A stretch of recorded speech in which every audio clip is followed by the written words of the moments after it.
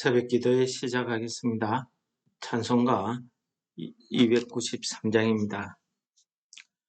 주의 사랑 비칠 때에 기쁨 오네.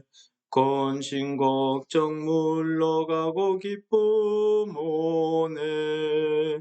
기도하게 하시며 희미한 것 물리쳐 주의 사랑 비칠 때 기쁨 오네.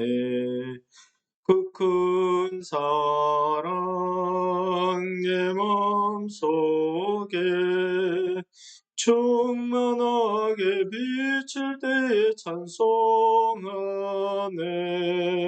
그 큰 사랑 내 맘속에 화평함과 기쁨 주네. 그 큰 사랑 주의 사랑 비칠 때에 이 세상은 아름답고 활기차게 다 변하네.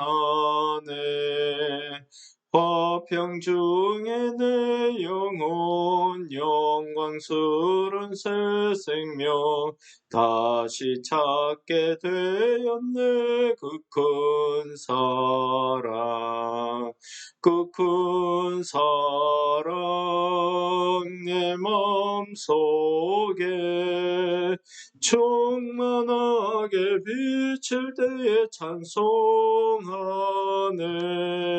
그 큰 사랑 내 맘속에 화평함과 기쁨 주네. 그 큰 사랑 주의 사랑 비칠 때에 이 세상은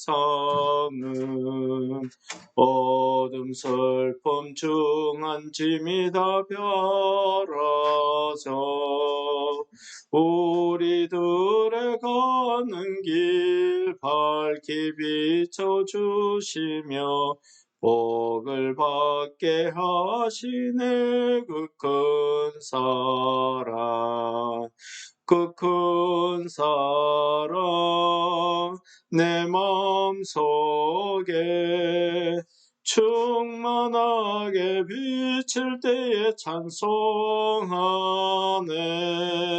그 큰 사랑 내 맘속에 화평함과 기쁨 주네. 그 큰 사랑 주의 사랑 비칠 때에 그 광채가 찬란하게 우리 둘러 비치겠네.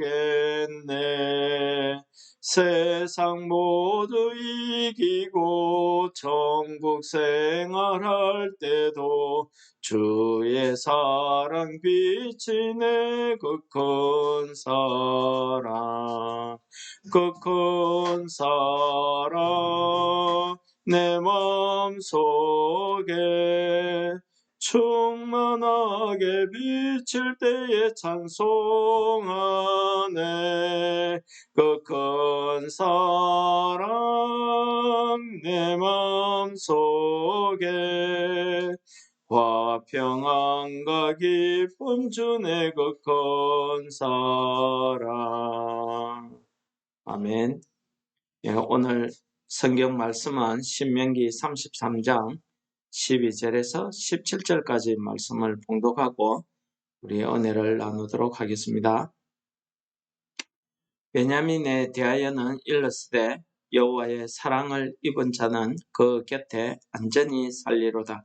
여호와께서 그를 날이 마치도록 보호하시고 그를 자기 어깨 사이에 있게 하시리로다.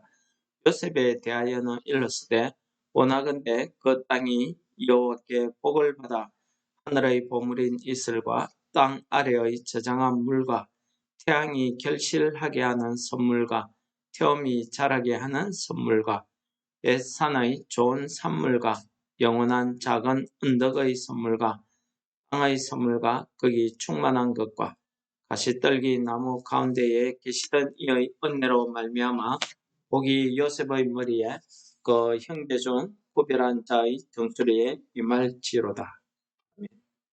그는 첫 송아지 같이 위엄이 있으니 그 뿔이 들소의 뿔 같도다. 이것으로 민족들을 받아 땅 끝까지 이르리니 곧 에브라임의 자손은 만만이요 므낫세의 자손은 천천이로다. 아멘. 예, 오늘은 계속해서 모세가 이스라엘 12지파에 대해서 축복하는 축복의 내용이 되겠습니다. 오늘 축복의 내용은 베냐민 지파와 요셉 지파에 대한 내용입니다. 그 중에서 오늘 베냐민 지파에 대해서 모세는 하나님께 사랑받은 자라고, 사랑을 입은 자라고 그렇게 평가하고 있습니다. 하나님께 사랑을 입은 자라고 해서 이 베냐민이 특별히 하나님 앞에 사랑받을 일을 했는가? 여기에 대해서 성경을 아무리 뒤져봐도 베냐민이 하나님 앞에 무슨 사랑받을 일을 한 내용은 없습니다. 그런데 하나님께서는 이 베냐민을 사랑하셨다 하는 내용을 오늘 본문 말씀이 이야기하고 있습니다.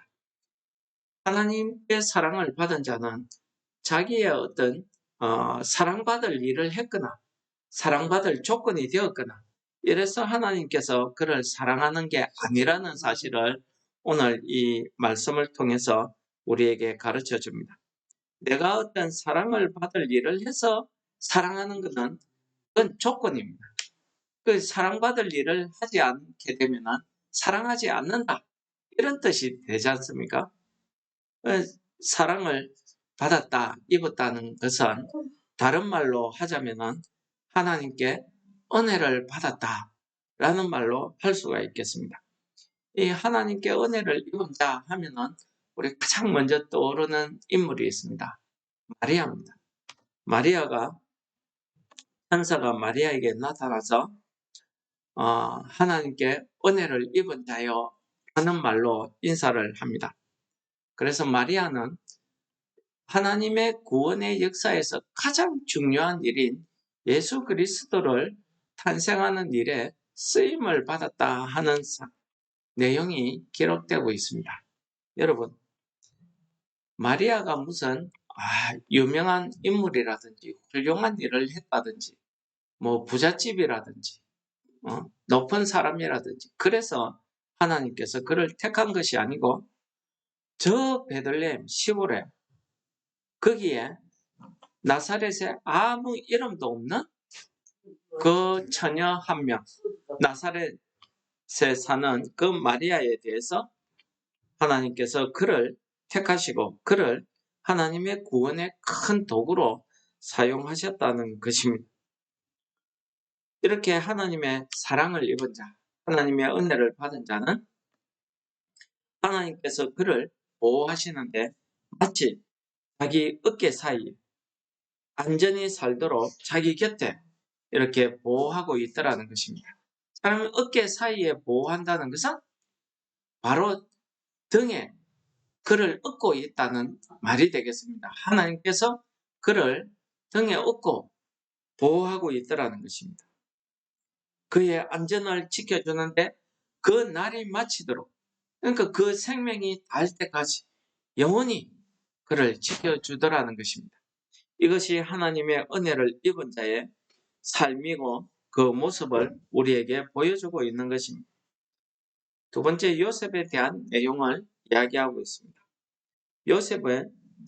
요셉에 대해서는 모세가 처음부터 끝까지 요셉이 하나님께 복을 받아서 하는 모든 일에 하늘의 모든 복으로 그에게 주시기를 그렇게 원하고 있습니다. 떨기나무 가운데 계시더니 하나님께서 떨기나무 가운데서 모세를 불렀습니다. 모세를 불러서 그에게 이스라엘 백성을 구원할 수 있는 큰 사명을 그에게 허락하셨죠.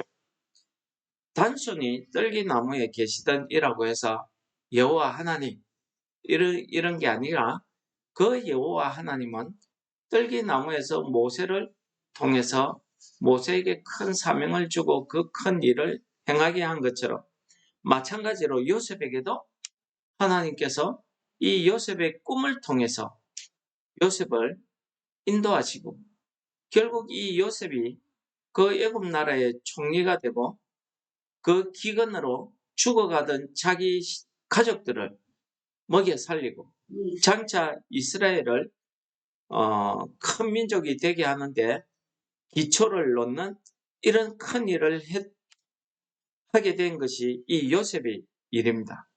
그래서 이 요셉을 하나님의 그 은혜로 말미암아 형제들 중에 구별한 자의 정수리에 임할지로다.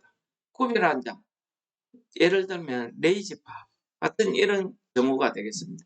하나님께서 특별히 쓰시기 위해서 사명을 주고 택하신 사람들, 그런 사람들의 대표격이다 하는 것을 이야기하고 있습니다. 그리고 이 요셉 지파에는 두 지파가 사실 요셉이 죽고 난 뒤에 요셉의 아들들을 이스라엘 12지파에 속하게 하는 그런 은혜가 있었습니다. 그 중에서 에브라임 지파와 므낫세 지파가 바로 그러하다 하겠습니다. 그런데 장자인 므낫세 지파에 대해서는 천천히 처자인 에브라임 자손에 대해서는 만만을 이렇게 이야기하고 있습니다. 이거 보면은 이스라엘 나라에 다윗이 골리앗을 쓰러뜨리고 나서 기항할 때에 그 성에 있는 모든 여자들이 찬송 승리의 노래를 부르는데 사울이 죽인 자는 천천히요 다윗이 죽인 자는 만만히로다 라고 이야기하던 그 내용이 생각납니다. 여러분, 왕이라고 해서 모든 조건을 다 갖추고 있다고 해서 하나님께 크게 쓰임받고 큰 일을 하는 게 아니라는 사실을 이 말씀이 가르쳐 줍니다. 무엇입니까? 하나님께서 택하신 것입니다. 므낫세보다는 에브라임, 사울보다는 다윗을 하나님이 택해서 더 크게 사용하시더라 하는 것을 우리에게 가르쳐 줍니다. 오늘 말씀의 제목을 제가 사랑받는 자라고 이렇게 했는데 여러분, 오늘 등장하는 베냐민도 그렇고요. 요셉, 그리고 요셉의 아들들이 므낫세와 에브라임도 역시 마찬가지입니다. 하나님께서 사랑하시는 자는 그냥 내가 너를 사랑한다가 아니고 그를 택해서 하나님의 큰 일을 행하고 있다는 것입니다. 그 하나님의 큰 일을 행하실 때에 거기에는 어떠한 조건이 없었습니다. 이 사람은 장자니까 앞세워야 되고 이 사람은 둘째니까 그 뒤에 서야 되고 우리 사람 같으면 그런 조건에 따라서 이렇게 구분 짓지만은 하나님은 사람의 그런 구분에 관여하지 않더라 하는 것을 오늘 말씀이 가르쳐주고 있습니다. 하나님의 사랑을 입은 자, 그 사람이 하나님께 택함을 받고 그 사람이 하나님의 쓰임을 받아서 하나님의 큰 일을 행하였다 하는 사실을 성경이 우리에게 가르쳐 줍니다. 오늘 모세의 축복의 내용에 베냐민, 에브라임과 므낫세, 요셉이 바로 그러하더라는 것입니다. 요셉은 12아들 중에 11번째입니다. 베냐민은 12아들 중에 제일 막내 12번째 아들입니다. 그런데 하나님께서 이들에 대해서 왜 이렇게 사랑을 베푸실까요? 그들이 잘나서가 아니고 어떤 주석에서는 베냐민 같은 경우에는 막내이기 때문에 사랑을 받을 수밖에 없었다. 뭐 이렇게도 해석하고 또 라헬이 낳은 아들이 요셉과 베냐민이니까 야곱이 그 요셉과 베냐민을 사랑했으니까 하나님도 그렇게 했다라고 해석하기도 합니다. 그런데 여러분들 그런 해석을 어떻게 생각하십니까? 다분히 사람의 관점에서 인간적인 관점에서 하는 해석이라 그렇게 말하지 않을 수 없습니다. 왜 그렇습니까? 하나님의 택함, 하나님의 은혜 베푸심, 사랑을 베푸심, 여기에는 사람의 조건이나 사람의 그 환경에 따라서 사람의 외모에 따라서 택함이 아니더라 하는 사실입니다. 무엇입니까? 결국 하나님의 은혜고 하나님의 주권입니다. 거기에는 무슨 조건이 있어서가 아니라 하나님께서 하나님의 주권에 의해서 사랑하시고 택하시고 은혜를 베푸시고 그를 구원해서 사용하시고 사명을 주시고 큰 일을 행하시더라 하는 사실을 가르쳐 주시는 말씀 아니겠습니까?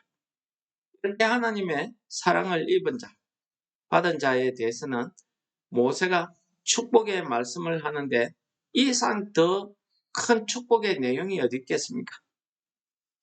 태양이 결실하는 하늘의 보물인 이슬, 땅 아래에 저장된 물, 태양의 결실, 태음이 자라게 하는 선물, 옛산의 좋은 선물, 작은 언덕의 선물, 땅의 선물, 거기에 충만한 것과 모든 은총을 이야기하고 있습니다. 이런 것이 무엇입니까? 그 당시에는 농경 사회이기 때문에 모세가 하나님의 복을 설명할 때에 이스라엘 백성들이 잘 알아듣기 쉽도록 그런 농경 사회의 내용을 가지고 하나님의 복을 설명했지만 여러분 오늘을 살아가는 우리에게 하나님의 은혜는 한마디로 하나님의 사랑을 입은 자, 그를 통해서 하나님이 사명을 주시고 하나님의 큰 일을 행하시고 이것이 하나님의 복이라는 사실입니다. 오늘 우리가 찬송을 불렀지만 주의 사랑이 비칠 때 그 광채가 우리를 둘러 비칠 때에 우리가 이 하나님의 사랑에 의해서 오늘 본문에 있는 말씀처럼 우리가 큰 일을 행하게 된다는 사실을 우리에게 가르쳐 줍니다. 우리 심령 가운데 하나님의 그 큰 사랑이 충만하게 비춰질 때에 우리가 이 땅에서 천국의 생활을 할 수 있고 우리가 이 땅에서 내 천국의 생활을 통해서 우리 입술에 찬송이 끊이지 않을 것이다 하는 것을 오늘 찬송이 우리에게 가르쳐 주고 있는 것 아닙니까? 오늘 우리의 이 찬송이 바로 오늘 우리에게 주시는 말씀 하나님의 그 마음이라고 말씀드릴 수 있겠습니다. 그래서 주의 사랑이 비칠 때에 그 광채가 찬란하게 우리를 둘러 비치겠네.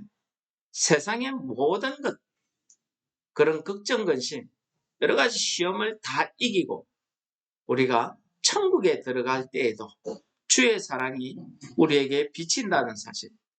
그 큰 사랑이 내 마음속에 충만히 비치게 되면 우리가 하나님 앞에 찬송을 하게 된다는 것입니다.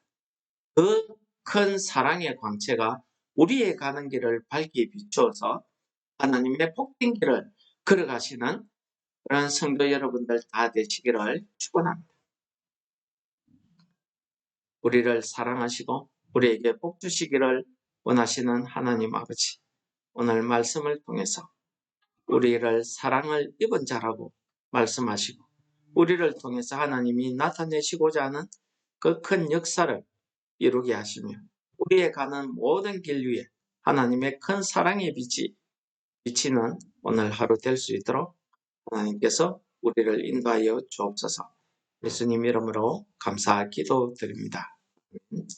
하늘에 계신 우리 아버지여, 이름이 거룩히 여김을 받으시오며 나라의 임합시오며 뜻이 하늘에서 이룬 것 같이 땅에서도 이루어지이다. 오늘날 우리에게 일용할 양식을 주옵시고 우리가 우리에게 죄 지은 자를 사하여 준 것 같이 우리 죄를 사하여 주옵시고 우리를 시험에 들게 하지 마옵시며 다만 악에서 구하옵소서. 대개의 나라와 근세와 영광이 아버지께 영원히 있사옵나이다. 아멘. 이 말씀을 생각하시면서 우리 다 같이 기도하도록 하겠습니다. 다 같이 기도하시겠습니다.